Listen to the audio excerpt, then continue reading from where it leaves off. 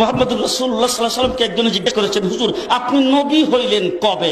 রাসূল বলেছেন, কুনতু নাবিয়্যান ওয়াল আদামু বাইনাল মা'i ওয়াত তিন। আমি তখনও নবী ছিলাম যখন আদম আলাইহিস সালাম পানি আর মাটিতে মিশ্রিত অবস্থায় ছিল।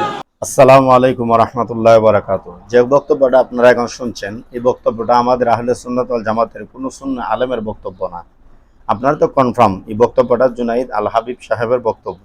উনি একজন কওমি অঙ্গনের একজন আলেম, ওনাকে আমরা শ্রদ্ধা করি, সম্মান করি, অনেক বয়োজ্যেষ্ঠ একজন আলেম। এভাবে কওমি অঙ্গনের অনেক আলেম ওলামা তারা বক্তব্য দিয়েছেন রাসূল সাল্লাল্লাহু আলাইহি সাল্লাম কখন থেকে নবী, এবং আল হাদিসের একজন শায়েখ, উনি আহমদুল্লাহ সাহেব, উনি একটা বক্তব্য দিয়েছেন আমাদের নবী 40 বছর বয়সে নবী হয়েছেন, এর আগে নবী ছিলেন না। এই বক্তব্যের জের ধরে আল্লামা তাহিরি সাহেব বক্তব্য দিয়েছেন যে উনি এটা ভুল করেছেন, উনি তওবা করতে হবে, আমার নবীকে অস্বীকার করেছেন। আর ওয়াহাবির কিছু ছেলেফেলে আছে যারা সামসামি করে এবং অনলাইনে বিভিন্ন ধরনের কুচাগাছি করে, মানুষকে গালাগালাজ করে, মানুষকে নিয়ে ট্রল করে। এমন একজন দেখলাম বিদেশে বসে আল্লামা তাহিরিকে নিয়ে অনেক ভিডিও বানাচ্ছেন।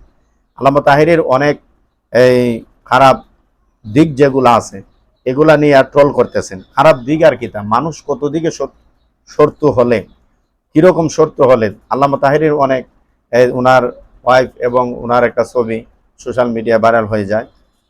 এটা একটা ভুলবশত মানুষকে খারাপ করার জন্য এটা নিয়ে এখন ট্রল করতেছে এবং বন্ড বলতেছে। তার জিকিরের মধ্যে যে বাজনা লাগাইছে এগুলা নিয়ে ছাড়তেছে। এগুলা কি তাহিরি সব নিজে করতেছেন?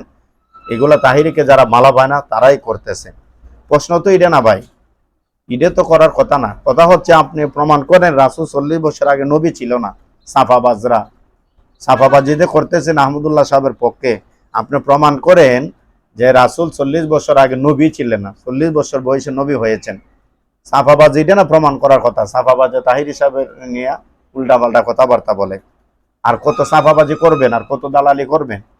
আহমদুল্লাহ সাহেবের পক্ষে যারা কথা বলতেছেন, আপনারা তো কথা বলতে গিয়ে তাহিরি সাহেবকে গালিগালাজ করতেছেন, তাহিরি সাহেবকে বিভিন্ন কথাবার্তা বলতেছেন, গালিগালাজ করতেছেন।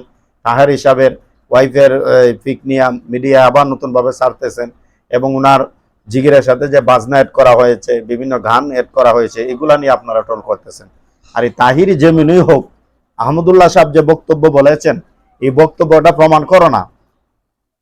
সাফার কত জোর আছে আমরা একটু দেখি, যে 40 বছর আগে নবী ছিলেন না।